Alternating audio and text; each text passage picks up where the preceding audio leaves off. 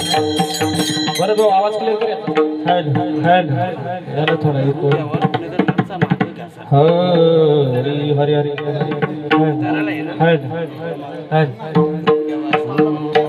रूप पाहता लोचनी सुख झाले हो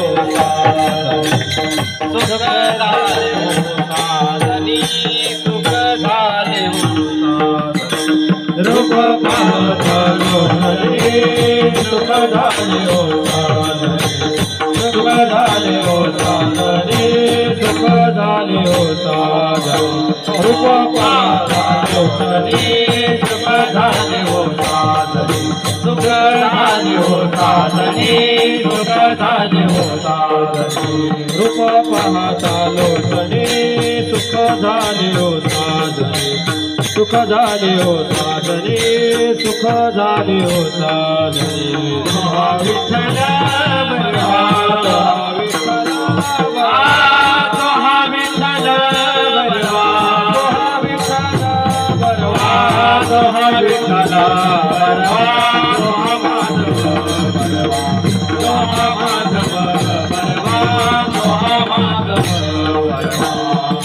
विठ्ठल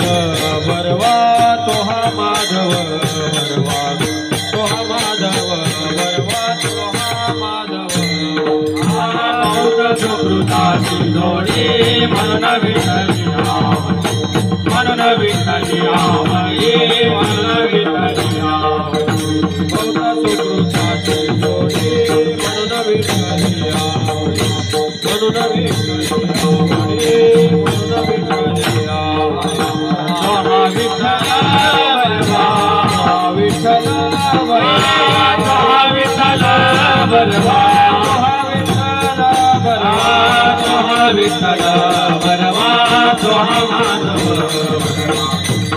माधव बरवा सोहा माधव सोहा विठ्ठल बरवा सोहा माधव बरवा सोहा माधव बरवा सोहा माधव बरवा सुखाचे आदर बाबर कुमादेवी बाबर कुमादेवी बाबर कुमादेवी सर्व सुखाचे आगर बापर कुमादेवी बापर कुमादेवी वर बापर कुमादेवी सोहा विठ्ठल बलवा विठ्ठल बलवा विठ्ठल बलवा विठ्ठल बलवा विठ्ठल बलवा सोहा माधव हलो माधव बलवा सोहा माधव सोहा विठ्ठल बरवा सोहा माधव बरवा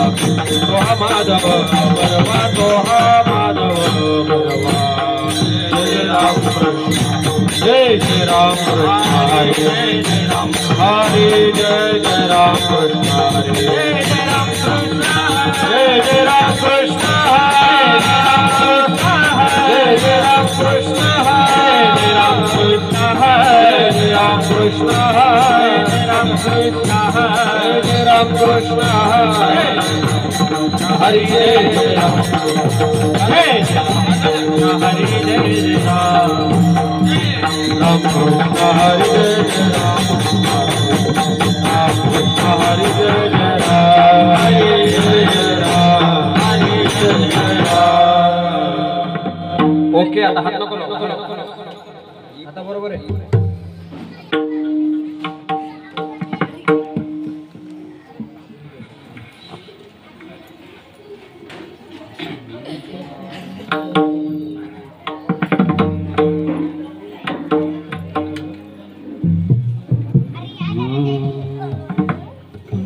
वसवावे घर देवे बरे निराकर देवे बरे निराकर देवे बरे निराकर वसवावे घर देवे बरे निराकर देवे बरे निरंतर देवे बरे निरंतर बसवा विठ्ठल देवे बरे निरंतर देवे बरे निरंतर देवे बरे निरंतर बसवा विठ्ठल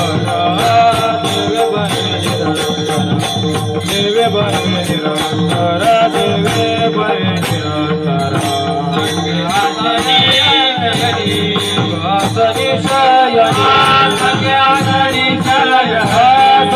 आसनी शयनी गणे भोजनी गणे भोजनी गणे भोजनी संगासनी शयने गणे भोजन गमने गणे भोजन गमने गणे भोजन गमने संकल्प विठाल मावळोनी पुण्य पाप मावळोनी पुण्य पाप मावळोनी पुण्य पाप संकल्प विकल्प मावळोनी पुण्य पाप मावळोनी पुण्य पाप मावळोनी पुण्य पाप आसनी शयनी आसनी शयनी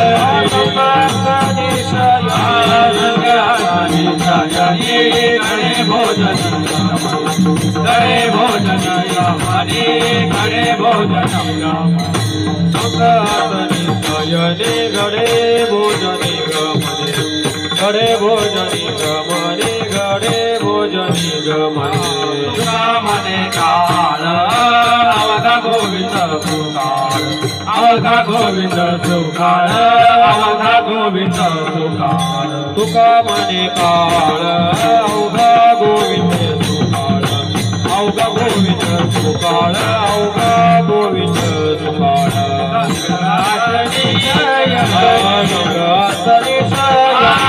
संगासनी संगासनी संगासनी संगासनी शयनी गणे भोजनी गणे भोजनी गमने गणे भोजनी गमने संगासनी शयनी गणे भोजन गणे भोजनी गमने गणे भोजनी गमने कुमार कुमार कुमार कुमार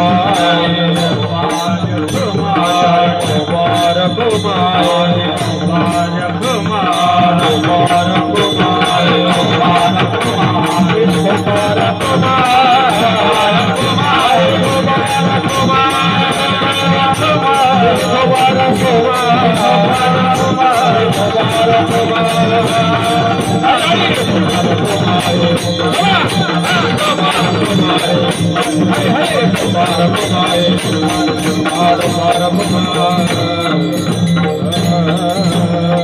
विठ्ठल विठ्ठल विठ्ठल विठ्ठल विठ्ठल विठ्ठल विठ्ठल विठ्ठल विठ्ठल विठ्ठल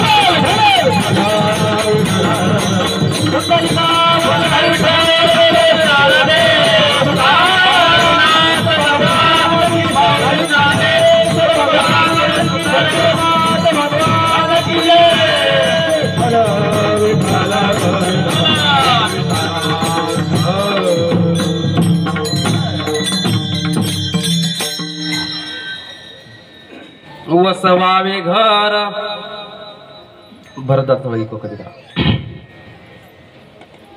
वसवावे घर देवे बरे निरंतर संगे असनी शयनी घडे भोजनी गमनी संकल्प विकल्प मावळोनी पुण्य पाप संग असनी शयनी घडे भोजनी गमनी तुका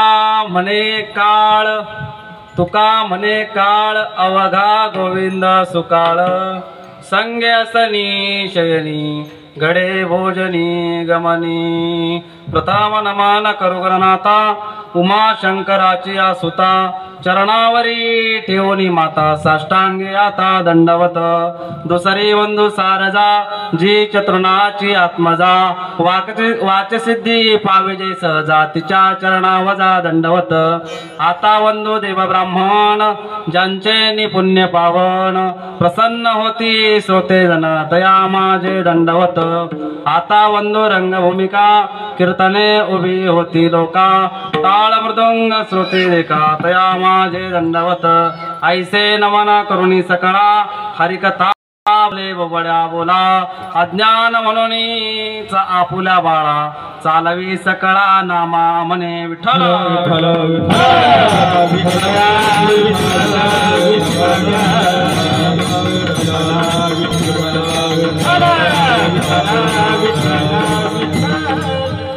जयाच्या जनी जन्म नामार्थ झाला जयाने सदा वासनामात केला जयाच्या मुखी सदा राम कीर्ती नमस्कार माझा सद्गुरु श्रीपाद मूर्ती नमो सद्गुरु तुकया ज्ञानदीपा नमो सद्गुरु सच्चिदानंद रूपा नमो सद्गुरु भक्त कल्याण मूर्ती नमो सद्गुरु भास्करा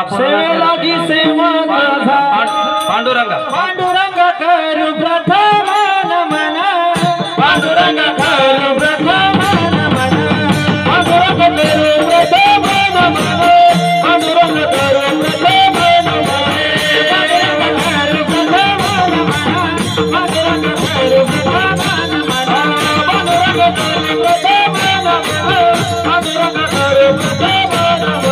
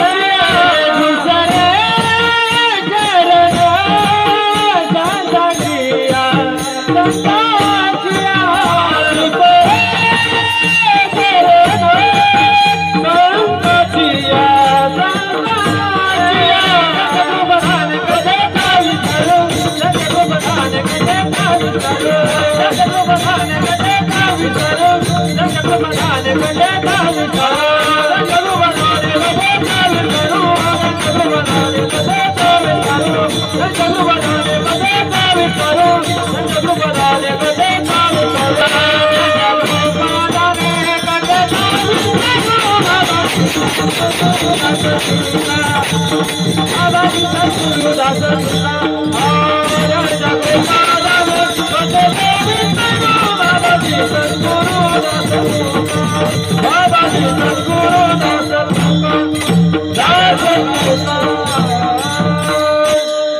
माझ्या करू प्रथम नमन दुसरे चरण संतांची या त्यांच्या कृपादाने कथेचा विस्तारू बाबाजी सद्गुरु दास तुका आता माझ्या भावा अंतराय नको देवा आले भागाते करीतो तुझे नाम उच्चारित ओम नमो ज्ञानेश्वरा करुणा करा दयाळा तुमचा अनुग्रह लादलो पावन झालो चराचरी श्री गुरुचरण सरोज रज निज मन मुकुरु सुधारी बरनौ रघुबर विमल जश जो दायकु फलचारी बुद्धिहीन तनु जानिके सुमिरो पवन कुमार बल बुद्धि विद्या देहो मोये हरहु कलेश विकार सेवे लागी सेवक झालो सेवे लागी सेवे लागी सेवे लागी तुमचा लागलो निज चरणा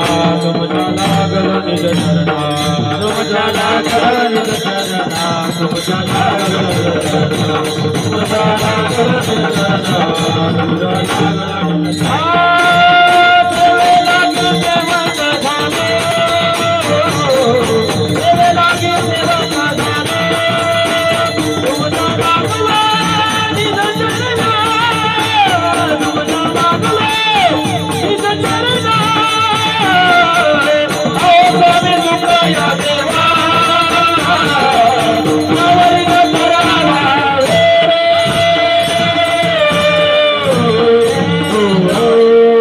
सेवे लागी सेवक झालो तुमच्या लागलो निज चरणा वसवावे घर आवगे वसवावे घर देवे बरे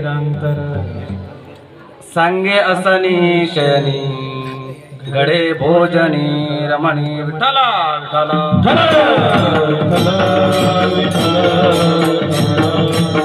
प्रस्तुत प्राप्त स्थळी प्राप्त प्रसंगी सेवेसाठी अथवा कीर्तन रूपी पुष्प सेवेसाठी निवडलेला अभंग या भूतलावर जड जीवांचा उद्धार करण्यासाठी अवतीर्ण झालेले संत त्यापैकी श्रेष्ठ संत जगदवंदनीय जगद्गुरु देहूनिवासी संत श्रेष्ठ तुकोबाराय यांचा 4 चरणांचा आपण घर म्हणा वास्तू म्हणा निर्माण करून त्यामध्ये कुणाला वसवायचं किंवा कुणाला त्या ठिकाणी राहायला आणायचं त्याला आणल्यानंतर काय प्रसंग निर्माण होईल आपल्या जीवनातील संकल्प आणि विकल्प कशा प्रकारे निघून जातील मावळून जातील पाप पुण्यही आपल्याला अवघे वाटणार नाही किंवा गुन्हे वाटणार नाही आणि असा प्रसंग ज्यावेळेस निर्माण होईल त्यावेळेस काळही आपल्याला अवघा गोविंद वाटू लागेल असं तुकाराम महाराज या अभंगातून सरळ सरळ सांगत आहेत विठ्ठला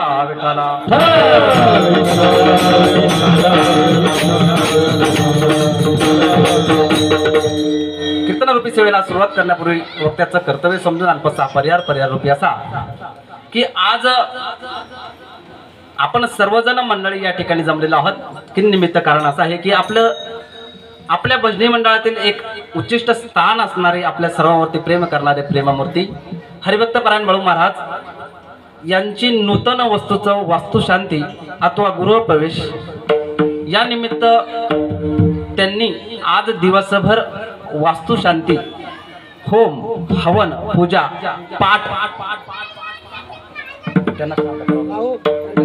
अशा प्रकारे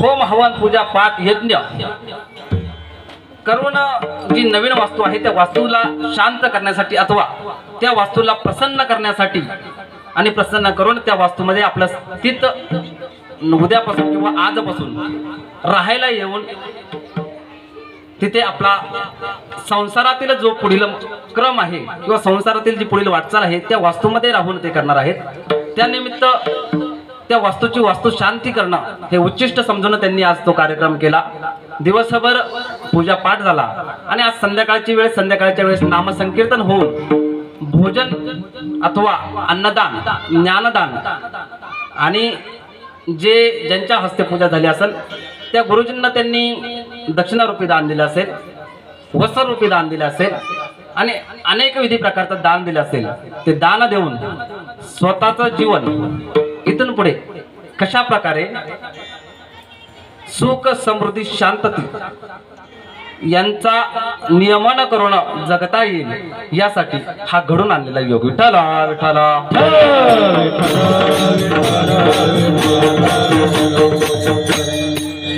भरत दादा थोडा इको कमी करूनच ठेवा का आणि मला आवाज शाप ठेवा.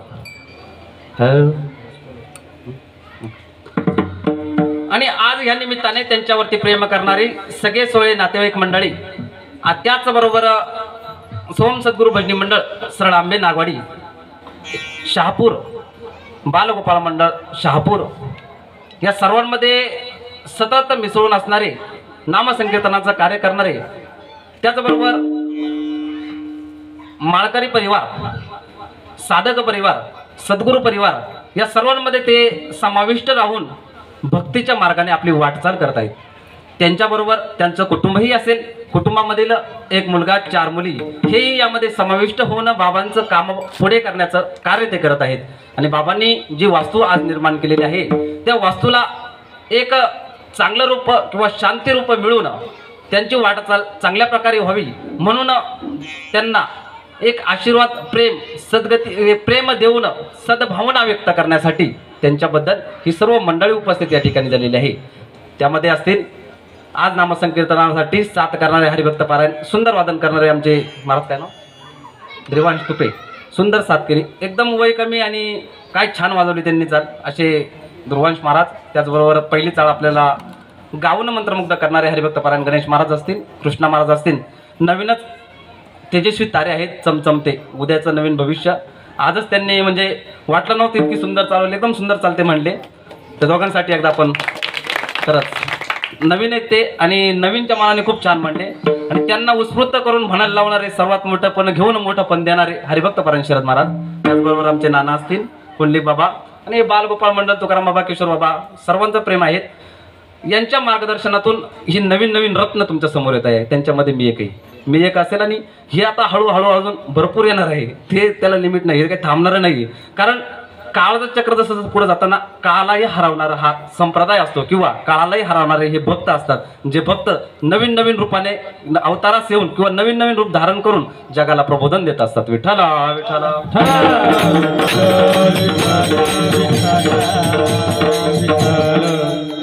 आणि या प्रसंगी उपस्थित असणारे सर्व गावातील मंडळी, सर्व साधक मंडळी, आता सर्वांचंच नाव उल्लेख करणं शक्य नसल्यामुळे सर्वांच्या चरणी नतमस्तक होतो आणि सेवेला सुरुवात करतो. विठ्ठला विठ्ठला.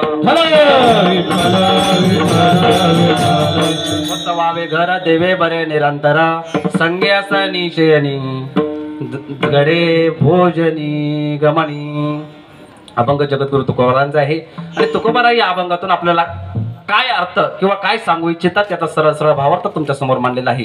पण ज्या निमित्तानं आपला आजची कीर्तन रूपी सेवा आहे त्याचा उच्चिष्ट समजून त्याबद्दल थोडी माहिती सांगणं हे वक्त्याचं कर्तव्य किंवा या व्यासपीठाचं कर्तव्य समजून ज्यासाठी हा अट्टहास केलेला आहे त्या अट्टहासाबद्दल 1 मिनिट आपल्याला सांगून जाईल. वास्तू तर सर्वच जण बांधतात, पण वास्तूची शांती करणं किती गरजेचं आहे हे याचं महत्व कुणाला माहित नसतं. आणि जे या वास्तूची शांती करतात ना ते खरंच भाग्यवंत असतात. भाग्यवंत घरी भजनी पूजनी, भाग्यवंत घरी भजनी पूजनी, भाग्यवंत घरी भजनी पूजनी, भाग्यवंत घरी भजनी पूजनी, भाग्यवंत घरी भजन पूजन, भाग्यवंत घरी भजन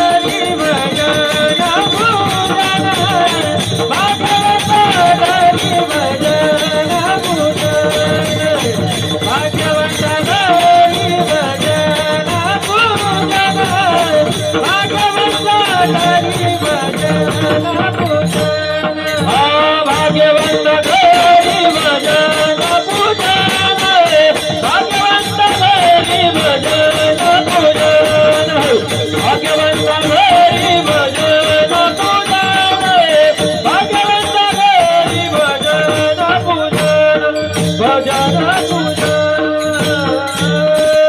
भाग्यवंत घरी भजन पूजन त्याची वाट पाहे रघुनंदन. अशी व्यक्ती भाग्यवंत असते ज्यांच्या घरी वास्तुशांती निमित्त अथवा अशा कुठल्याही कार्यक्रमानिमित्त कीर्तन ठेवलं जातं, भजन ठेवलं जातं. आणि त्या एका भाग्यवंताची आज वास्तुशांती निमित्त तुम्ही आम्ही उपस्थित आहात. खरंच आपणही भाग्यवंत आहे, कारण नुसते कार्यक्रम करणं आणि कार्यक्रम सांगणं हे भाग्यवंत नसतात, तर जे एकरूप होणं कीर्तन भजन ऐकत असतात ते खरे भाग्यवंत असतात. कीर्तन रूपी सेवेला आता सुरुवात झालेली आहे. अभंगामध्ये मी प्रवेश करत आहे. आज बऱ्यापैकी मंडळी ही कार्यक्रमाला उपस्थित आहे. बऱ्यापैकी म्हणजे खूप मागपासून मला माणसं दिसतात. आणि पुढे बसलेली जी मंडळी आहेत ना बाबा, खरं सांगतो भरपूर ज्ञानी माणसं आहेत. आणि यांना ज्ञान सांगायचं म्हणलं ना घाम फुटतो, म्हणून पहिला पंखा लागतो. कारण ज्ञान ज्यांना सांगायचं ना ते आपल्यापेक्षा नक्कीच ज्ञानी आहेत. त्याच्यामध्ये आता तात्या असतील, सुभाष बाबा असतील, बाकीच्या बाबांची सवय झालेली मला. पण आज मोठं व्यक्तिमत्व म्हणजे आदरणीय हरिभक्त पारायण डोंगरे बाबा, गाढा अभ्यास असणारे आपले बाबा रामदास बाबा, असे व्यक्ती समोर असल्यानंतर दडपण हे येणारच. तरीही लहान तोंडी मोठा घात समजून तुमच्या समोर ज्ञान सांगणं म्हणजे अवघड आहे. तरी पण सांगण्याचा प्रयत्न कराल. काही चुकलं तर नंतर एकांतात घेऊन सांगा. विठ्ठल विठ्ठल.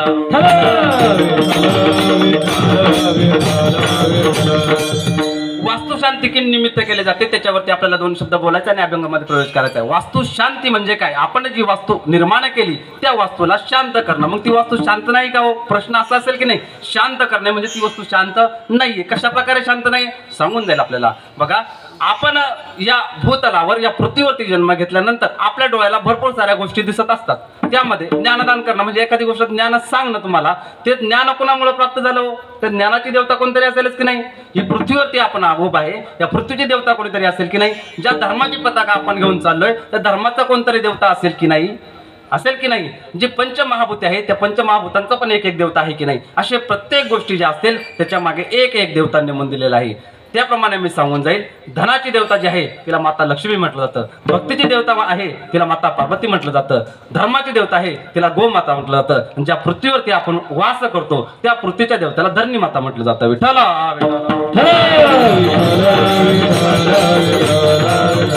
आणि याच्या धरणी मातेवरती जर आपण एखादी वास्तू निर्माण करतो, आपलं घर निर्माण करतो, तर त्या वास्तूला काहीतरी त्रास होत असेल, त्या धरणी मातेला काहीतरी त्रास होत असेल की नाही. बघा, आपल्या हाताला जर आपण जोरात चिमटा जर घेताना 2 मिनिटांनी त्याच्याकडे बघितलं तर आपला हात लाल झालेला असतो. म्हणजे आपण त्या ठिकाणी काहीतरी कार्य करण्याचा प्रयत्न केला तर आपल्या हाताला इजा झाली. दुसरं उदाहरण बघा, आता मी शरद महाराजांना असं खेचलं, जोरात खेचलं, काय नाही होणार कारण ते तब्येतीने जाडजूड आहे. पण लई जोरात जर ओढलं ना त्यांचा हात दुखल का? कार्य केलं, कार्य केल्यामागे काहीतरी निष्पत्ती किंवा काहीतरी कर्म केल्यानंतर घटना घडली म्हणून दुःख झालं की नाही. दुःख झालं ना. त्याप्रमाणे आपण या भूतलावर या पृथ्वीवरती वास्तू निर्माण करतोय, त्याच्यावरती खोद काम करतोय, तर त्या धरणी मातेला काहीतरी वेदना होत असेल की नाही. मग त्या धरणी मातेला वेदना होत असतात ना, म्हणून त्या धरणी मातेची माफी मागायची असते. म्हणून वास्तुशांती करणं प्रथम कारण. दुसरं कारण, आपण ज्या ठिकाणी वास्तू निर्माण केलेली आहेत ना ती जागा आपली आहे का? असं म्हटलं तर बाबा तू कसं काय म्हणतो आपल्या का? सातबारा माझ्या नावावर आहे. अहो बाबा, सातबारा तुमच्या नावावरती नक्कीच आहे, पण त्या जागेवरती तुम्ही आतापर्यंत वास करत होतात का? नाही. कारण तुम्ही आता आलेले आहात. इथून मागचं तुम्हाला जर मागे जर तुम्ही बघत असाल तर मागे त्या ठिकाणी तुम्हीच वास करत असेल याची शाश्वती देता येत नाही. आणि करतही असेल तर कितीतरी वर्ष जर मागे जर गेलं ना आठवणार नाही तिथे तुम्ही या ठिकाणी नव्हता. मग त्या ठिकाणी या ठिकाणी कोणतरी वास करत असेलच. मग कोण असेल? कोणतरी असेल त्या ठिकाणी वास करत असताना, किंवा त्या ठिकाणी एखादी अशी दुर्घटना झालेली असेल की त्या दुर्घटनेमधून एखाद्या पिशाची योनी, एखादी भूत योनी, एखादी बाधा त्या ठिकाणी स्थित झालेली असेल. आणि त्या ठिकाणी जर स्थित झाली असेल बरं का, शाश्वती नाही पण झाली असेल, आणि झाली जर असेल ना तर तिला शांत करणं, तिला शांत करून त्या वास्तूमधून तिला बाजूला करणं हे दुसरं कारण. म्हणून वास्तुशांती. कारण नंबर 3, आपण ज्या ठिकाणी वास्तू बांधतोय ना ती वास्तू बांधत असताना आपल्या सर्वांना माहित आहे ही पृथ्वी ही अखंड होती आणि अखंड पृथ्वीवरती फक्त आणि फक्त वनस्पती, झाडे आणि झुडपे होती. बरोबर, वनस्पती, झाडे आणि झुडपे होती. मग या ठिकाणी झाडे झुडपे असेल की नाही? असेलच ना. त्या ठिकाणी जर झाड असेल तर आपण खोदकाम करताना आपल्याला त्याच्या मुळ्या लागल्या असतील, काही वनस्पती त्या ठिकाणी मारल्या गेल्या असतील. म्हणून त्या ठिकाणी असलेली ती सजीव वनस्पती, सजीव झाडे यांची माफी मागणं हे आपलं कर्तव्य. आता त्यांची माफी मागायची का? ते काही सजीव आहे का? असं जर आपल्याला प्रश्न पडत असेल तर ते सजीव आहेत का? तुकाराम महाराजांनी आपल्याला सांगितलं आहे, वृक्षवल्ली आम्हा सोयरे वनचेरे. वृक्षवल्ली हे सुद्धा आमचे सगळे सोयरे आहे. असंच नाही, असे कितीतरी प्रमाणात सांगून जाता येईल की वृक्ष वनस्पतींचं आपल्याशी नातं जोडलं गेलेलं आहे आणि त्यांच्या ज्या मुळ्या असतात त्या ठिकाणी ते वास करत असतात. त्यांची जागा काढून आपण ती जागा घेत असतो. मग त्यांचंही अंतःकरण दुखवलं गेलं असेल की नाही? मग त्यांनाही शांत करण्यासाठी तिसरं कारण, चौथं कारण सांगून जाईल. आपण जी वास्तू निर्माण करत असताना त्या वास्तूसाठी काहीतरी वस्तूंची आवश्यकता आपल्याला लागलेली आहे की नाही? आता वस्तूंची आवश्यकता म्हणजे काय लागलं असेल? वास्तू निर्माण करत असताना आपल्याला दगड लागले, आपल्याला विटा लागल्या, सिमेंट लागलं, वाळू लागली, फरशी लागली, स्टील लागलं असेल, लोखंड लागलं असेल, या सर्व काही गोष्टी लागल्या असतील. मग त्या लोखंड, त्या जरी निर्जीव वस्तू असेल ना तरी त्यांच्यासोबत काही निर्गुण किंवा अवगुण त्यांच्यासोबत जर आपल्या घरामध्ये आलेले असेल ना तर त्यांनाही हटवण्याचं कार्य आपल्याला करायचं असतं. म्हणून वास्तुशांती करायची असते. एवढंच नाही, 5 मला सांगून जाईल. मी कारण सांगतो पण नंतर विचारल्याशिवाय राहणार नाही, त्याच्यामुळे कारण लक्षात ठेवा. 5वं कारण सांगून जाईल. आपण ती वास्तू बांधली म्हणजे बांधायला आपण होतो का? बांधायला आपण नव्हतो. मग बांधायला आपण कुणाला आणलं? कारागिरांना आणलं, मिस्त्रीला आणलं, त्याच्यासोबत कामगार मंडळी आली. ही इतर सर्व जी मंडळी आली असेल ना ते काम करण्यासाठी काहीतरी अवधी लागला आणि त्या अवधीमध्ये सुरुवातीला आपण काय करतो? ज्या वेळेस आपण वास्तूची सुरुवात करतो ना त्या गणेशाला वंदन करतो आणि गणेशाला वंदन करून नारळ फोडतो. नारळ फोडून आपण त्या वास्तूला सुरुवात करत असतो. सुरुवातीचे जे दिवस असतात ना आपण देवाला आठवण करतो. म्हणून सुरुवातीचं काम हे नक्की चांगलं होत असतं. म्हणून पाया हा भक्कम होत असतो का? तर सुरुवातीला आपण देवाची आराधना करून पायाला सुरुवात केलेली असते. पण जसं जसं घर पुढे जातं ना तसे तसे आपल्या मनामध्ये अवगुण येत जातात, विचार येत जातात. आपण म्हणजे वास्तू बांधणारा घर मालक नव्हे, पण वास्तू बांधणारे जे मजूर असतील, जे कामगार असतील, त्यांच्यामध्ये काहीतरी विचित्र गोष्टी होत असतील. त्यांच्याकडून त्यांच्या मनामध्ये काहीतरी वाईट विचार येत असतील, शाश्वती नाही येत असतील बोलतोय. असे जर काही विचार येत असेल ना ते विचार त्यांच्या डोक्यातून किंवा त्यांच्या शरीरातून हाताच्या मार्गे त्या वास्तूमधील विटामध्ये, वाळूमध्ये, सिमेंटमध्ये किंवा इतर गोष्टीमध्ये मिसळले जातात आणि मिसळले जाऊन ते आपल्या वास्तूमध्ये तशाच प्रकारे स्थित राहतात. त्यांना तिथून काढून टाकण्यासाठी वास्तुशांती करायची असते. विठ्ठल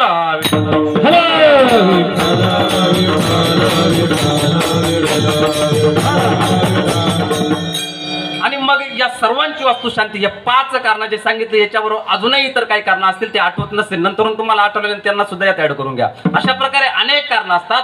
त्या कारणांना आपल्याला यातून हटवायचं असतं आणि हटवण्यासाठी आपण काय करतो? आपण भटजींना, देवांना, गुरुजींना आमंत्रित करतो. भटजीच्या स्वरूपाने त्यांना आपण आमंत्रित करून बोलवतो आणि बोलून आणल्यानंतर ते काय करतात? विशिष्ट प्रकारच्या वनस्पती आणतात,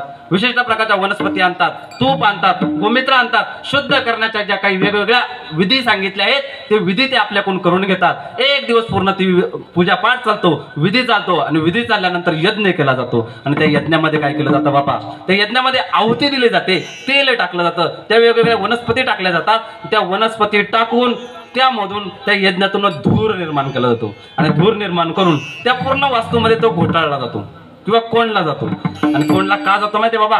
कारण ज्या विटा, ज्या वस्तू त्या घरामध्ये जे काही षड विकार असतील ना ते षड विकार निघून जाण्यासाठी तो धूर केला जातो. कारण तो मंत्रविधी म्हणून तयार केलेला यज्ञ आणि त्या यज्ञातून तो जो धूर असताना त्यामध्ये ते सर्व मिसळलेलं असतं. त्यामधूनच ते सर्व गोष्टी, वीट असेल, दगड असेल, वास्तूमधील ज्या काही छोट्या छोट्या गोष्टी असतील ना त्या दूषित झाल्या असतील, त्यामध्ये पिशाची योनी असेल किंवा त्यामध्ये इतर अवगुण जर असतील, षड विकार जर असतील तर ते निघून जाण्यासाठी तो धूर काम करत असतो. म्हणून तो धूर घोटळून किंवा डांबून ठेवण्यासाठी चांगला जातो. आपले काही नवीन लोक असतात ते म्हणतात नाही धूर काढून द्या. शहरातील लोक म्हणतात धूर काढून द्या, पण गुरुजी सांगतात नाही तुम्ही तो धूर तसाच साठवून ठेवा. काही काळासाठी तो धूर थांबून ठेवला जातो. त्यामधून ती वास्तू पवित्र केली जाते. त्यानंतर त्या वास्तूची नजर उतरवली जाते आणि नजर उतरून त्याचा बळी दिला जातो.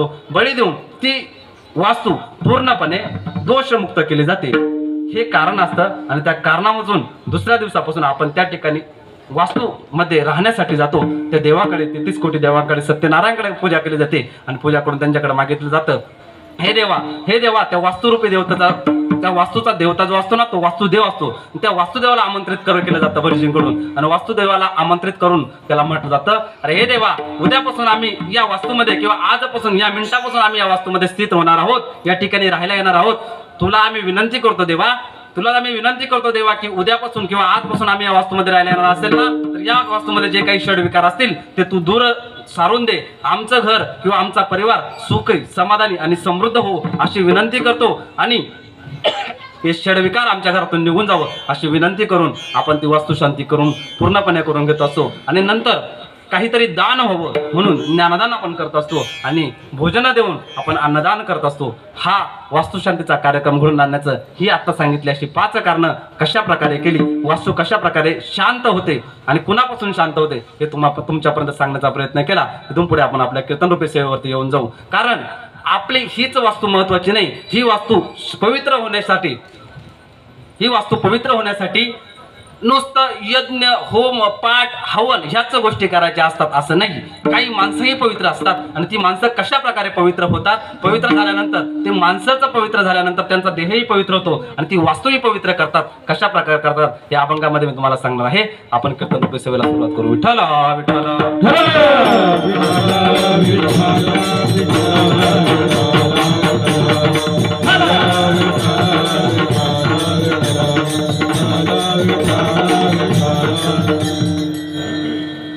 माणूस या भूतलावर जन्माला आला ना तर त्याला जगण्यासाठी काहीतरी गोष्टी महत्वाच्या असतात किंवा त्याच्या काही मूलभूत गरजा असतात. सर्वजण आपण शिकलेली मंडळी आहात. 1ली ते 10वी पर्यंत आपल्याला जे शिकवलं जातं ना विज्ञानामध्ये तर 3 गोष्टी महत्वाच्या शिकवल्या जातात. नसल 1लीला झाल्या तर 2रीला होतील, 2रीला नाही तर 3रीला होतील. 4थी, 5वी, 6वी या 6 वर्गांमध्ये आपल्याला ह्या 3 गोष्टी शिकवल्या जातात. मनुष्याच्या 3 महत्वाच्या मूलभूत गरजा. सांगा कोणत्या ताई? तुम्ही नका, तुम्ही ताई सांगा लवकर. अन्न, वस्त्र, निवारा. बरोबर आहे का? शिकले ना तुम्ही सर्वजण शिकलेत ना. या 3 गोष्टी महत्वाच्या सांगितल्या विज्ञानामध्ये सांगितल्या जातात. विज्ञानात सोडा इतिहासामध्ये सांगितल्या जातात, इतिहासात सोडा शास्त्रामध्ये सांगितलं जातात, शास्त्र सोडा राजकारणामध्ये सुद्धा सांगितलं जातात. राजकारणामध्ये सुद्धा आपल्या पंतप्रधानांनी घोषणा केली होती क्या? रोटी, कपडा, मकान.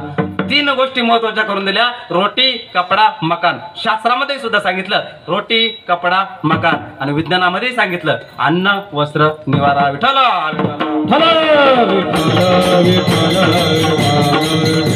या 3 महत्वाच्या मूलभूत गरजा आहेत. पण आता काय झालं, नवीन या कलियुगामध्ये माणसाच्या आणखी गरजा वाढल्या. मग आणखी गरजा कशा वाढल्या तेही 3 प्रकारे वाढल्या. सांगून जाईल तुम्हाला.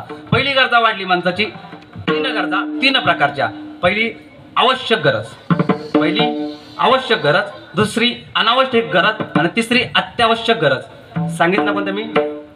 आवश्यक गरज, अनावश्यक गरज आणि अत्यावश्यक गरज. आता मी तुम्हाला सांगून जाईल. आवश्यक गरज कोणती? आवश्यक गरजेमध्ये पाणी, अन्न, मोबाईल.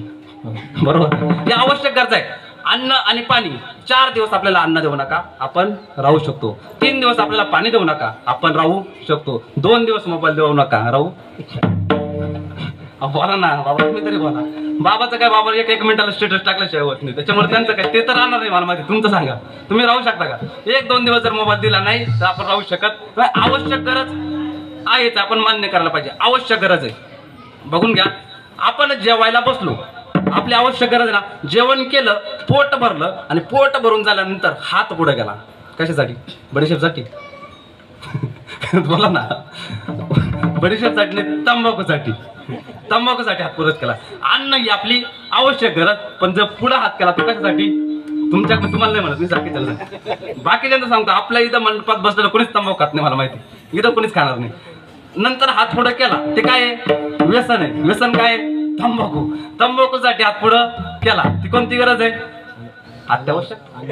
अत्यावश्यक म्हणून लागले. अत्यावश्यक नाही, अनावश्यक. बरोबर बोलले. विठाला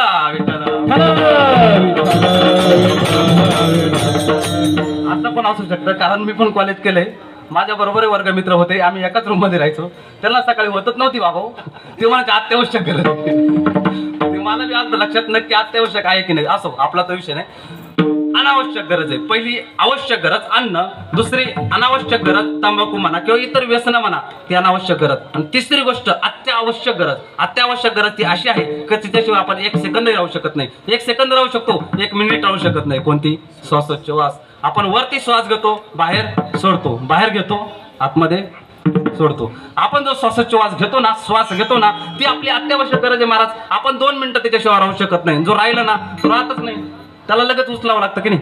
ही अत्यावश्यक गरज आहे. म्हणून अनावश्यक गरज, अत्यावश्यक गरज आणि आवश्यक गरज या 3 गरजा ओळखायच्या. आणि त्या 3 गरजी, पहिली जी आवश्यक गरज आहे ना ती अनावश्यक होऊन द्यायची नाही. आवश्यक गरज कोणती? अन्न आहे, अनावश्यक होऊ द्यायची नाही.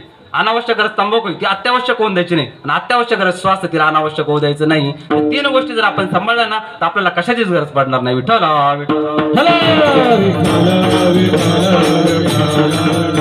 पहिली गरज होती आपली अन्न, महत्वाची गरज. अन्न, वस्त्र आणि निवारा, मूलभूत गरजामध्ये पहिली गोष्ट अन्न ही आपली पहिली मूलभूत गरज होती. आणि अन्न कोणतं सेवन करावं यालाही काही सीमा शास्त्राने सांगितल्या आहेत. शास्त्राने काही सीमा सांगितल्या आहेत की कोणतं अन्न आपण सेवन करावं. मग सांगितले सात्विक अन्न सेवन करावं. मग सात्विक अन्न कोणतं बाबा? सात्विक अन्न कोणतं हे मी तुम्हाला विशिष्ट सांगण्याची गरज नाही. पण लोक सात्विक अन्न सेवन करतात का? नाही. मग सात्विक अन्न जर मी म्हटलं ना की बाबा सात्विक अन्न सेवन करा, सात्विक अन्न सेवन करा. एक जण म्हणतो आम्ही सात्विकच अन्न खाल्लं आणि आमच्यावरती इतकी मोठी मोठी संकट यायला लागली, कितीतरी घात आमच्यावरती झाले, कितीतरी आघात झाले. मग मी प्रश्न विचारला, अहो दादा तुम्ही म्हणतात ना माझ्यावरती घात झाले, आघात झाले, तुम्ही सात्विक अन्न सेवन केलं ना. कोणतं सात्विक अन्न सेवन केलं? आम्ही हॉटेलवरती जेवलो. हॉटेलवरती कुणी बनवलं होते अन्न? ते अन्न जे बनवलं ना त्या हॉटेलमधल्या एका आचार्याने बनवलं. आणि कसं बनवलं जाऊन बघा एकदा कसं बनवलं. बिना आंघोळीचं, बिना माळाचं, बिना कपड्याचं, कुठे कुठे हात लावून चोळून असं घामाने ते अन्न बनवलं होतं. आणि त्या अन्नाला हा सात्विक अन्न म्हणत होता. बाबा ते सात्विक अन्न असेल का? नाही. दुसरी गोष्ट बघा, मनामध्ये वाईट वाईट वाईट विचार भरलेले आहेत, कितीतरी क्रूर विचार भरलेले आहेत. राक्षस वृत्तीचा माणूस आहे, एकदम सुंदर अन्न बनवतो, एकदम सुंदर अन्न बनवतो, ते अन्न आपण प्राशन करतो. सात्विक अन्न होईल का बाबा? नाही होणार. म्हणून आपल्याला काय सांगितले, म्हणून आपल्या घरातील गृहिणीला किंवा महिलेला शास्त्राने काही गोष्टी बांधून दिल्या आहेत. काय सांगितलं?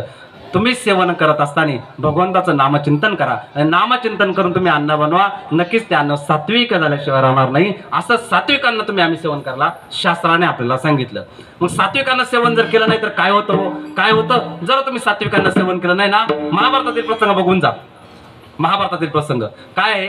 षडपंजरीवरती कोण पडलेला आहे सांगा पटकन? भीष्माचार्य षडपंजरीवर पडलेला आहे. त्याला बाण कोणी मारले? अर्जुनाने मारले. आणि त्यावेळेस बाण मारल्यानंतर षडपंजरीवर पडल्यानंतर तो भीष्माचार्य काय सांगतोय? ज्ञान सांगतोय. ज्ञान सांगतो ना, ऐकतोय कोण तिथं? अर्जुनाची बायको म्हणजे कोण? द्रौपदी.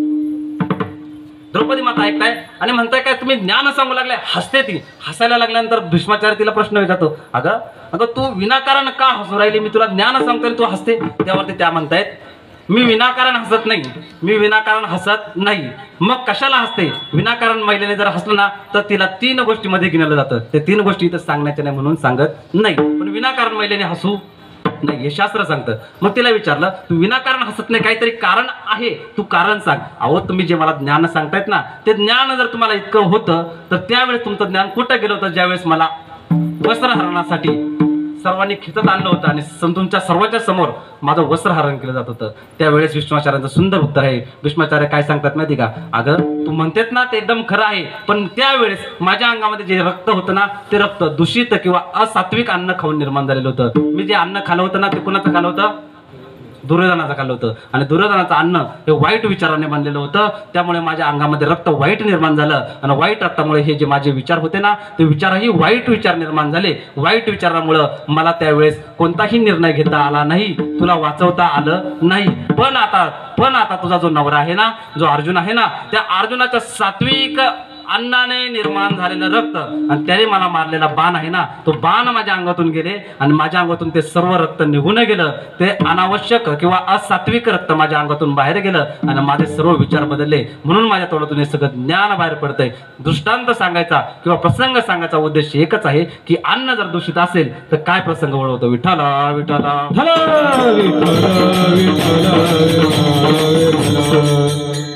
पहिली गोष्ट सांगितली आवश्यक गरजांमध्ये अन्न. दुसरी आहे वस्त्र. वस्त्र कसं परिधान करावं यालाही सीमा आहेत. वस्त्र कसं परिधान करावं यालाही सीमा आहेत. जर याच्या सीमा जर आपण पाळल्या नाही ना तर काय होतं हे आम्हाला सर्वांना माहित आहे. मग रोज आपण म्हणतो बाबा बाबा आज शहापूरमध्ये बलात्कार झाला, उद्या ठाण्यामध्ये झाला, आज 70 पोरी गायब झाल्या का? ही प्रश्न घडतात का? याच्या मुळाशी आपण जाऊन बघा. एकच कारण दिसेल की आपली संस्कृती आपण जपली नाही. मग आपली संस्कृती काय आहे माय? आपली संस्कृती काय?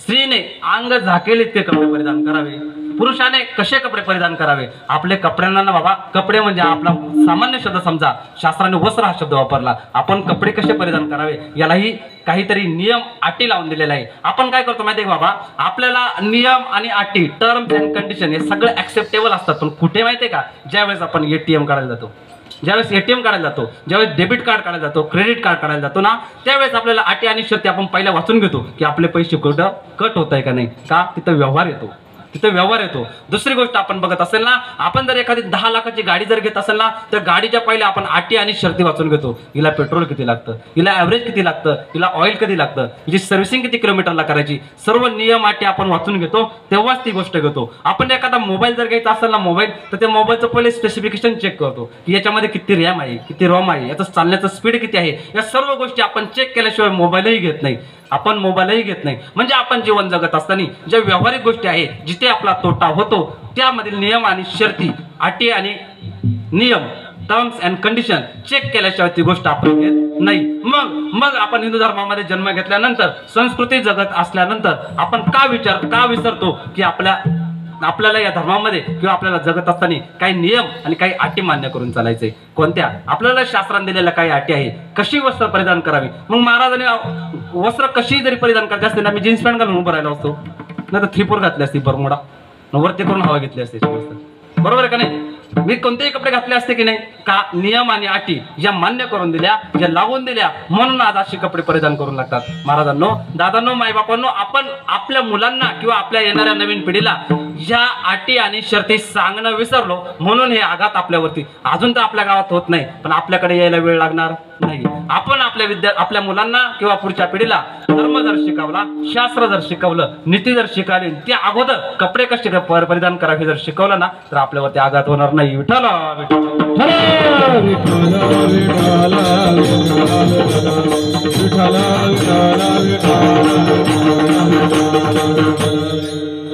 दुसरी गोष्ट झाली आपली वस्त्र, आणि तिसरी आहे निवारा. तर निवारा कसा असावा यालाही काय अटी मान्य करून दिल्या की आपण कशा निवाऱ्यामध्ये राहायचं, आपण घर कसं निर्माण करायचं आणि त्या घरामध्ये वास्तव्य कसं करायचं. मग तुकाराम महाराज एक प्रमाण आहे. तुकाराम महाराज एक प्रमाण आहे, आश्रमात घर, अन्न, दान आणि कोपी घर आणि कोपी कशी असावी, तर आपल्याला निवारा देईल यापुरतीच मर्यादित असावी. मग घर कोणतं असावं? किती प्रकारचे घर आपल्याला शास्त्राने सांगितले. एकाच घरामध्ये आपण राहतो का? जन्मापासून मरेपर्यंत नाही. जन्मापासून मरेपर्यंत आपण एकाच घरात राहत नाही, कारण आपलं ते घर जे आहे ना, ते शाश्वत आहे का? आपण ज्या घरामध्ये राहतो ते घर शाश्वत नाही. मग शास्त्राने सांगितल्याप्रमाणे किंवा जन्माला आल्यापासून मरेपर्यंत माणसाला 3 घरं दिली. 3 घरं. एक दिलं भौतिक घर, दुसरं दिलं दैविक घर, तिसरं दिलं आध्यात्मिक घर. विठ्ठला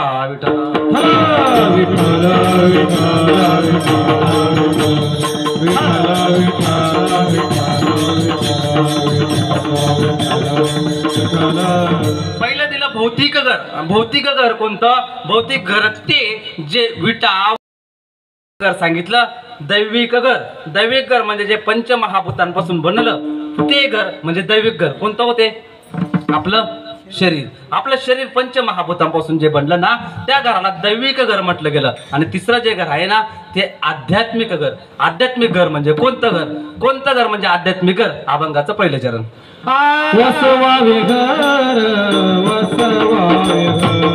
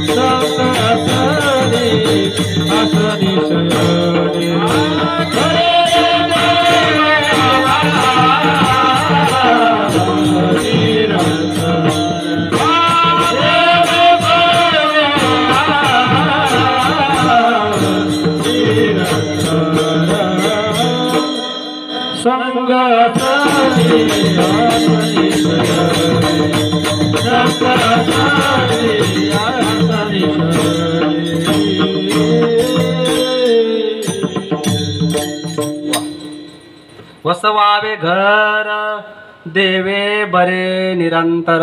कोणतं घर? 3 नंबरचं घर म्हणजे वसवावे घर. कोणतं घर? ज्यामध्ये देव निरंतर राहील ते घर निर्माण करणं म्हणजे वास्तूची निर्मिती करणं. विठ्ठल आता मी तुम्हाला 3 घरं सांगितली. पहिलं सांगितलं भौतिक घर, दुसरं सांगितलं दैविक घर आणि तिसरं सांगितलं आध्यात्मिक घर. पण अभंगाचं पहिलं चरण आहे वसवावे घर देवे बरे निरंतर. या अभंगातील पहिलं चरण आहे आणि पहिल्या चरणामध्ये वसवावे घर, घर वसवायला सांगितलं. पण कोणतं? देवे बरे निरंतर. देवे बरे निरंतर शब्द आला निरंतर. निरंतर हा अत्यंत महत्वाचा शब्द आहे, कारण येथे भूतलावरती कोणतीच गोष्ट ही निरंतर राहणारी नाही. कारण जे जे दृष्टी दिसे ते ते सर्व नासे. जे जे आपल्या डोळ्याला दिसतात ना ते सर्व नाशणार आहे. किंवा नाशिवंत देह, हे देहाचं जे घर आहे ना ते नाशिवंत आहे. पहिलं घर मी तुम्हाला सांगितलं भौतिक घर. भौतिक घर जे जे डोळ्याला दिसतं ना ते सर्व नासतं. म्हणजे भौतिक घर हे निरंतर राहणार आहे का? नाही. 2 नंबरचं घर आहे दैविक घर म्हणजे आपलं शरीर. आपलं शरीर हे नाशिवंत आहे. नाशिवंत देह जाणार सकळ आयुष्य खातो काळ सावधान. आयुष्य खाऊन टाकतं आपलं शरीर, हे संपूर्ण जातं. हे शरीर नाशिवंत आहे. म्हणून यामध्ये देवाला वसवणं किंवा यामध्ये एखाद्या निवास करणं हे निरंतर राहू शकत नाही. कारण काय? कारण ते निरंतर नाही. आणि तिसरं जे घर आहे ना ते तिसरं घर म्हणजे आध्यात्मिक घर. आणि त्या आध्यात्मिक घरामध्ये आपण देवाला निरंतर ठेवू शकतो. कशा प्रकारे ठेवू शकतो? त्याला ठेवण्यासाठी काही नियम आणि अटी तुम्हाला सांगितले आहेत. आणि कोणत्या ते नियम असतील? त्या घरामध्ये म्हणजे या देहामध्ये आध्यात्मिक घर निर्माण करायचंय. आणि आध्यात्मिक घर निर्माण करण्यासाठी तो जो भगवान परमात्मा आहे ना त्याला त्या ठिकाणी वसवायचा आहे. त्याला राहायला आणायचं नाही, वसवायचा आहे. पण तो वसल कसा? तो वसण्यासाठी त्याला ज्या गोष्टी आवडतात ना त्या गोष्टी करायच्या. कोणत्या गोष्टी आवडतात बाबा? आवडे देवासी वैसा नामाचा उच्चारे रात्र दिवस. नामाचा उच्चारे रात्र दिवस.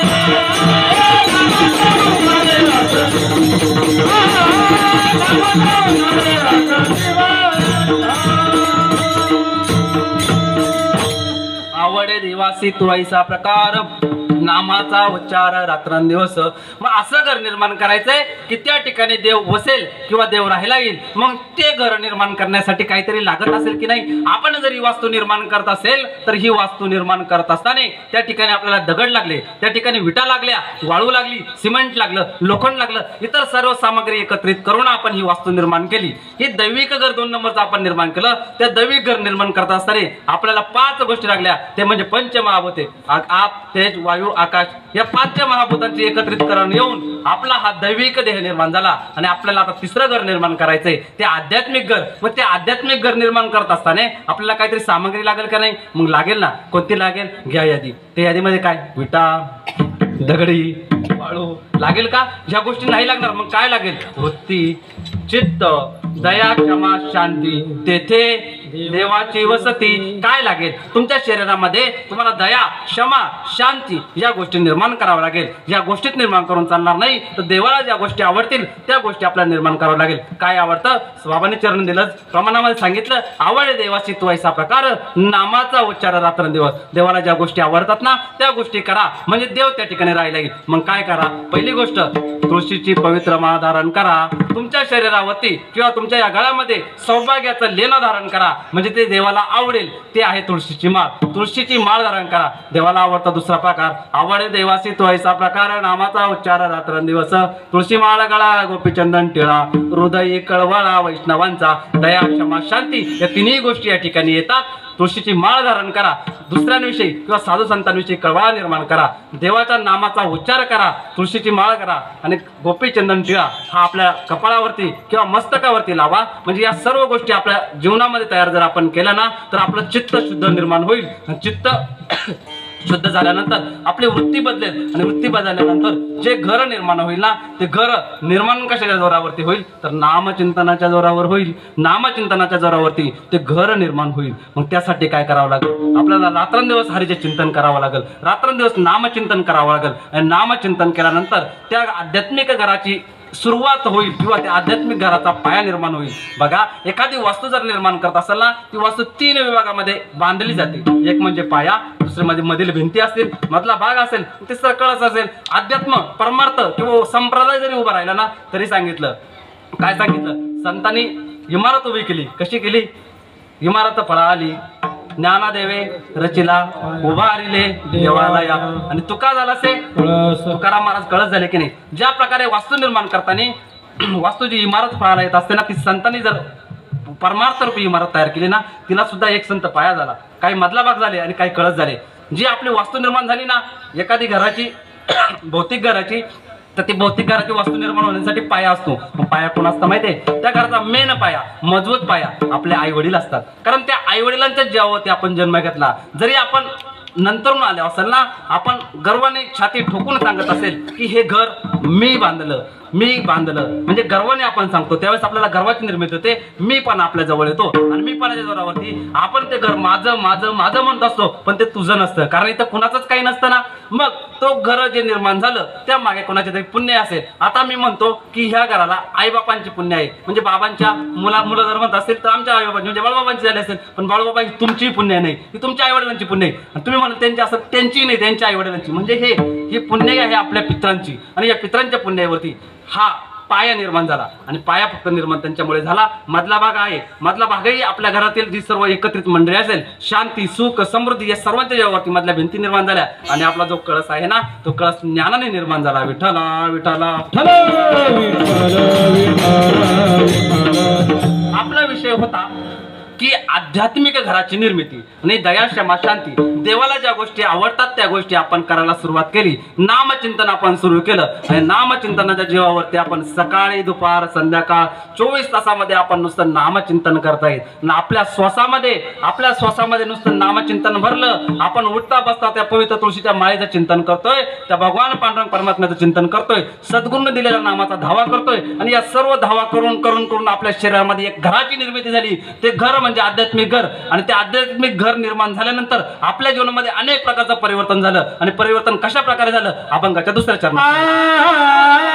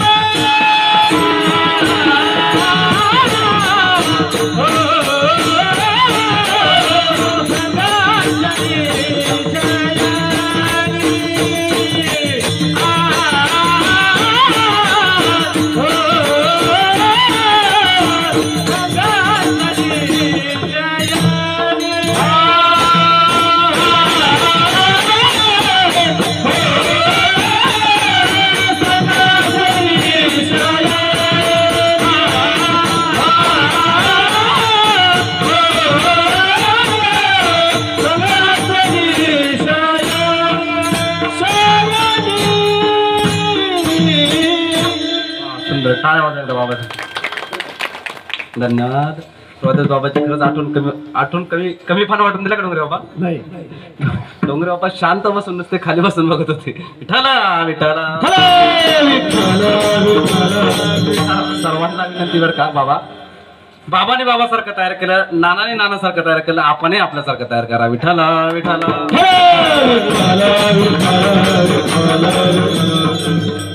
संगे आसनी शयनी गडे भोजनी गमणी.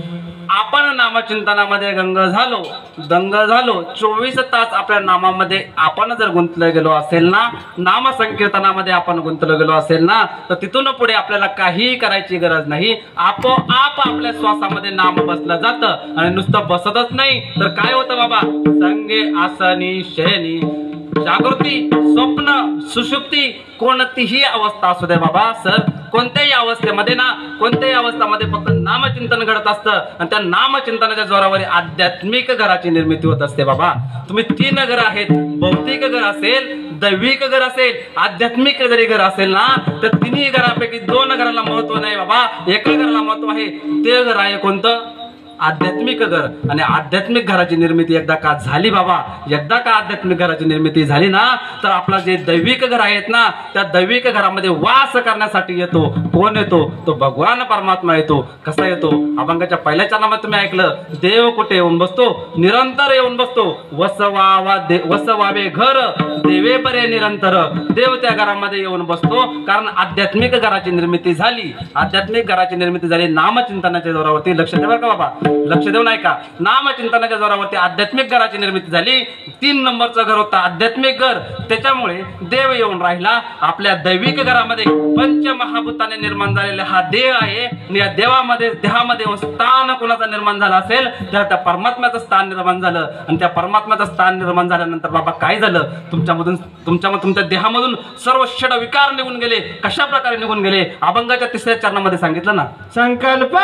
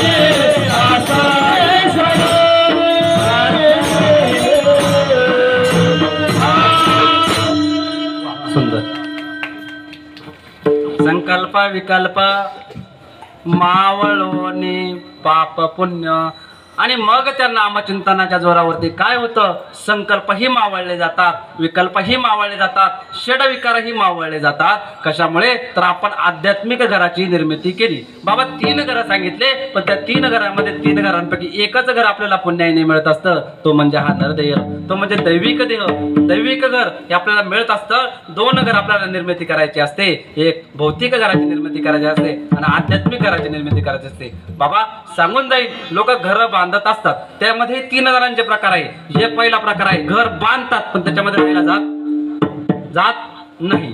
दुसरं घर बांधत नाही पण राहायला जातात. आणि तिसरं घर बांधतही नाही आणि घरात राहत नाही. उदाहरण सांगून जाईल, घर बांधत नाही आणि घरात राहायला जात नाही. प्रकार क्रमांक 3, 1 नंबरचं उदाहरण त्याच्यामध्ये म्हणजे माकड. माकड घर बांधतं का बाबा?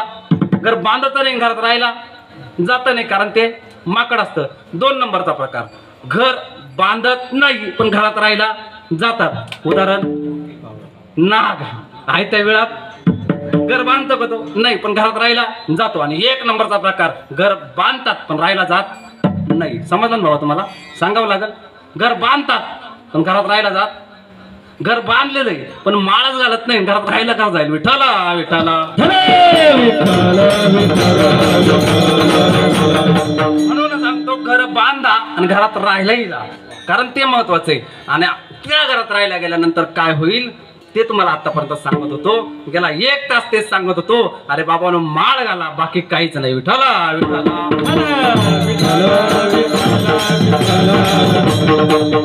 आणि का घाला यालाही कारण सांगितलं की अरे बाबा, या देहातून जर सुटायचं असेल ना तर याच्यामध्ये देव बसवायला लागल, घर बांधायला लागल. आध्यात्मिक नावाचं ते घर आहे, त्या घरामध्ये देव वसवावा लागल. वसवावा देव, वसवावे घर देव बरे निरंतर. देव वसवायला लागेल, त्या ठिकाणी आणायला लागेल. आणि कधी देव राहायला येईल? जेव्हा तुम्ही आध्यात्मिक घराची पहिली पायरी घालाल, पहिला पाया घालाल. पहिले पाया म्हणजे माळ घाला. आणि माळ घातल्यानंतर काय करा? देवाचं नामचिंतन करा. देवाच्यावरती भार टाका.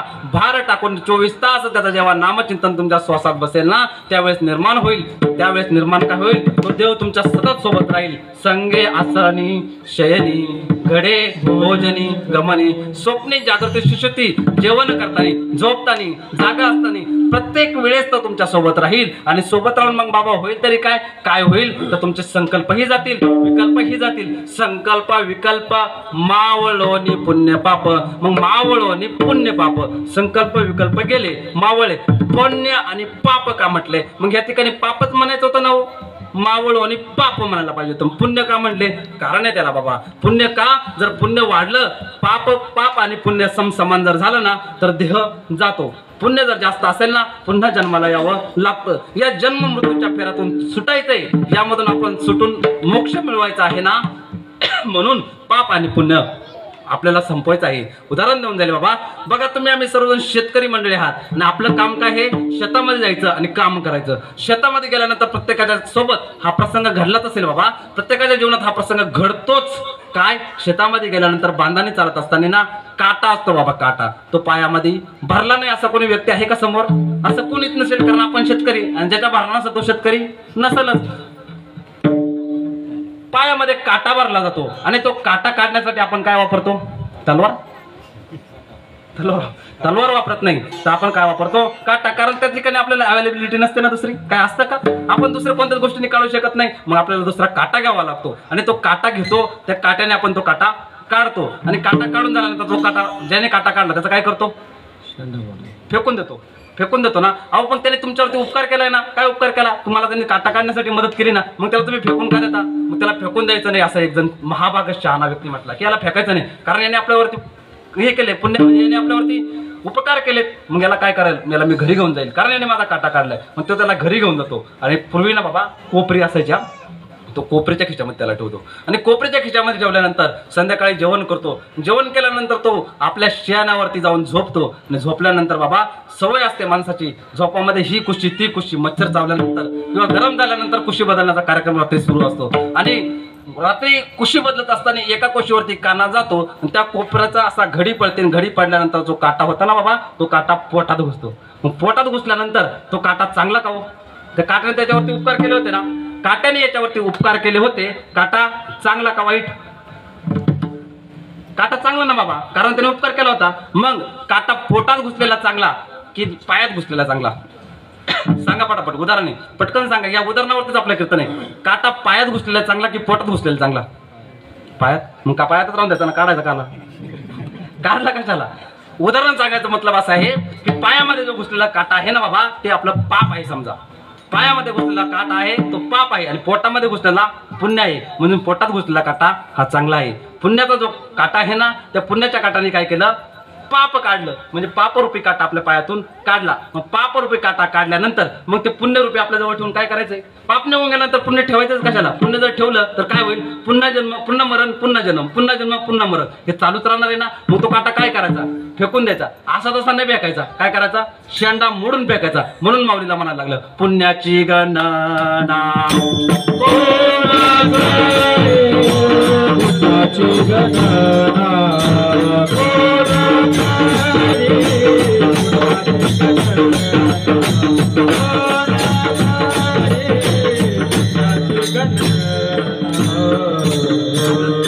धन्यवाद. आपल्याला ह्याच ठिकाणी थांबायचंय, कारण याच्या पुढचं जर प्रमाण म्हणलं ना, हरिमुखे म्हणा, हरिमुखे म्हणा, पुण्याची गणना कोण करी. महाभाग असे असतात.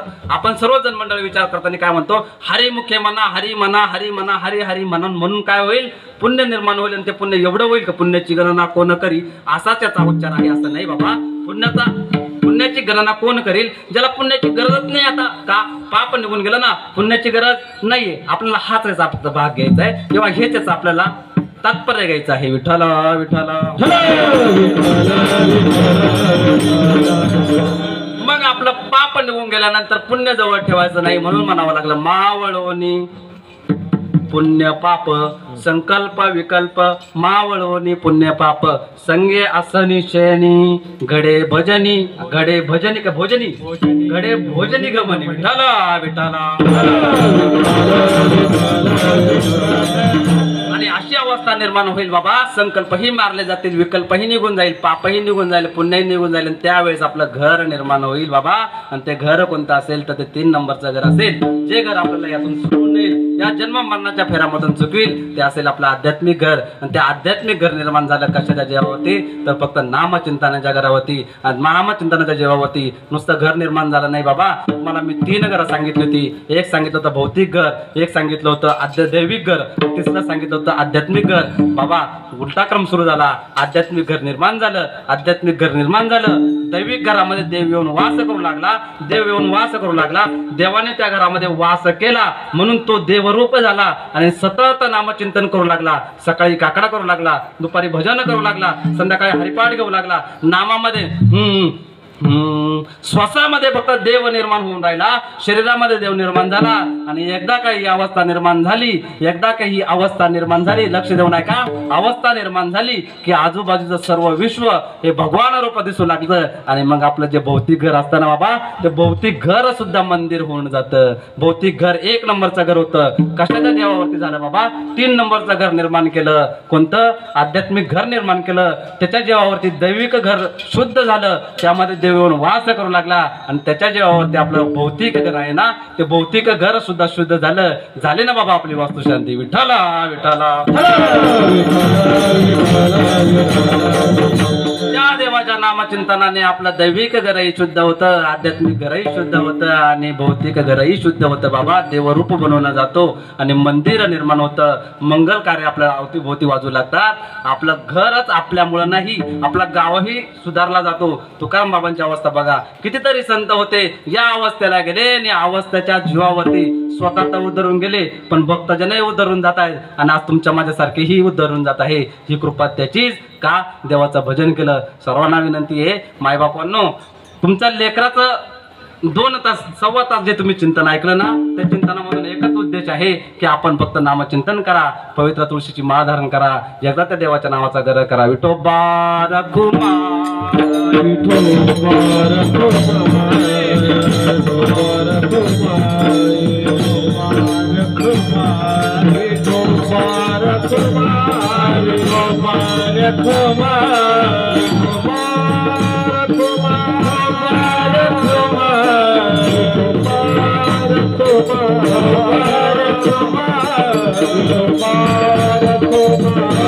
Bye.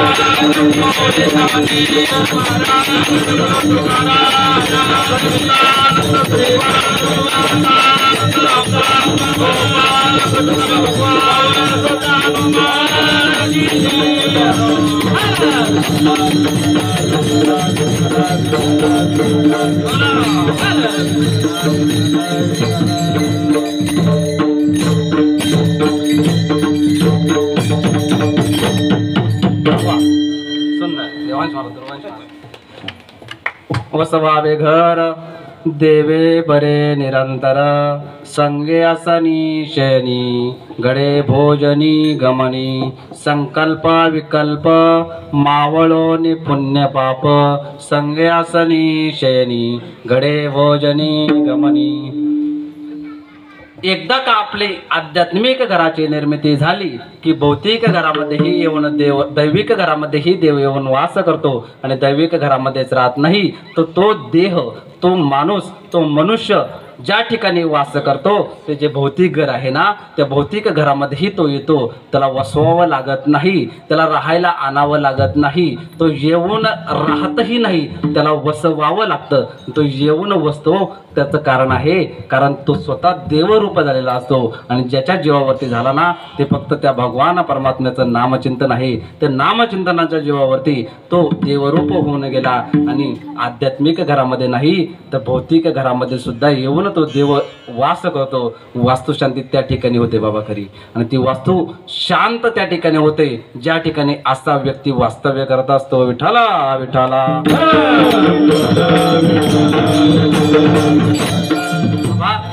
ही 2 तास 1.5 तास जी बडबड केली ना, आतापर्यंत तुम्ही 3 घरं सांगितले ना, सगळे आम्हाला मान्य आहे बाबा, पण शेवट काय होतो याच्यामुळे होतं काय? तुका म्हणे काळ, तुका म्हणे काळ, तुका म्हणे काळ, तुका म्हणे काळ, तुका म्हणे काळ, तुका म्हणे काळ, तुका म्हणे काळ, तुका म्हणे काळ, तुका म्हणे काळ, तुका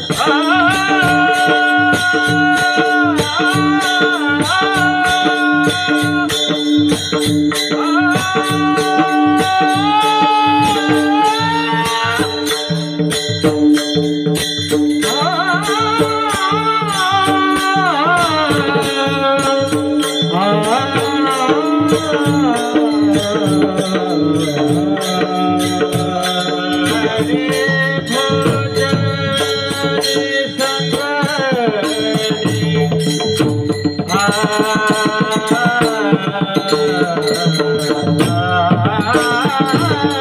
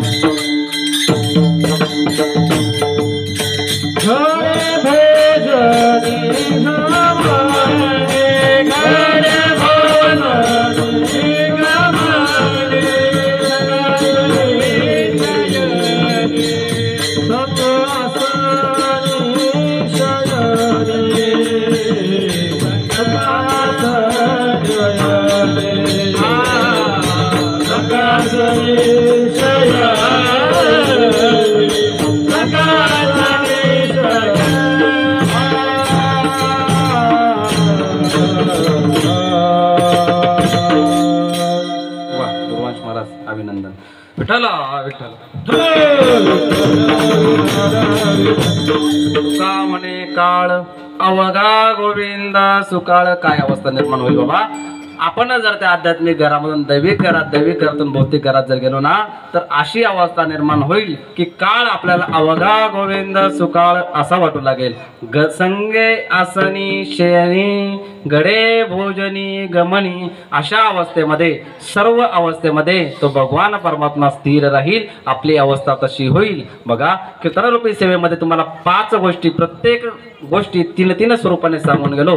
अति महत्वाच्या 2 गोष्टी सांगितल्या त्याही 3 प्रमाणे एकदा आठवण करून देईल. 3 गोष्टी महत्वाच्या जीवनामध्ये अन्न वस्त्र निवारा त्यानंतर सांगितल्या. 3 आवश्यक अनावश्यक आणि अत्यावश्यक. आवश्यक मध्ये सांगितले अन्न, अत्यावश्यक मध्ये सांगितलं तंबाखू व्यसन.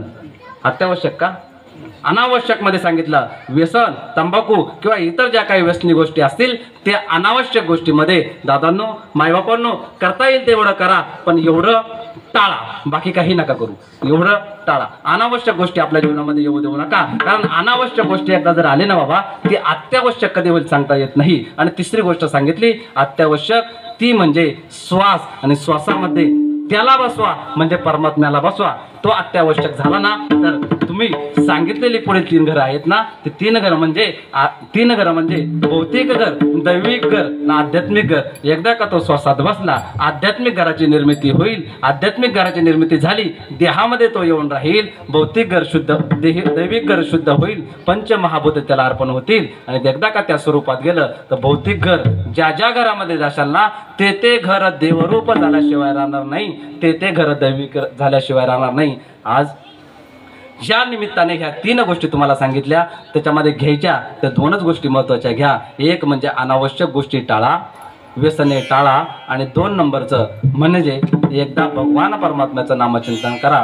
पवित्र अशी तुळशीची माळ धारण करा. त्या देवाला जे आवडतात ना त्या गोष्टी करा. आणि जाता जाता 3 गोष्टी महत्वाच्या अजून सांगून जाईल. कोणत्या व्यवहार करताना व्यवस्थित करा. वास्तुशांतीचं कीर्तन म्हटलं ना डोंगरे बाबा तर महत्वाचा अभंग तोच असतो. उत्तम गती तो एक पावेल जोडून या धन उत्तम व्यवहारे उदास विचारे विच करी. उत्तमची गती तो एक पावेल उत्तम भोगिल भूत दया गायी पशुचे पालन तान्हिल्या जीवन वना माझी. आणि शांती रूपी नव्हे कुणाचा वाईट वाढावी महत्व.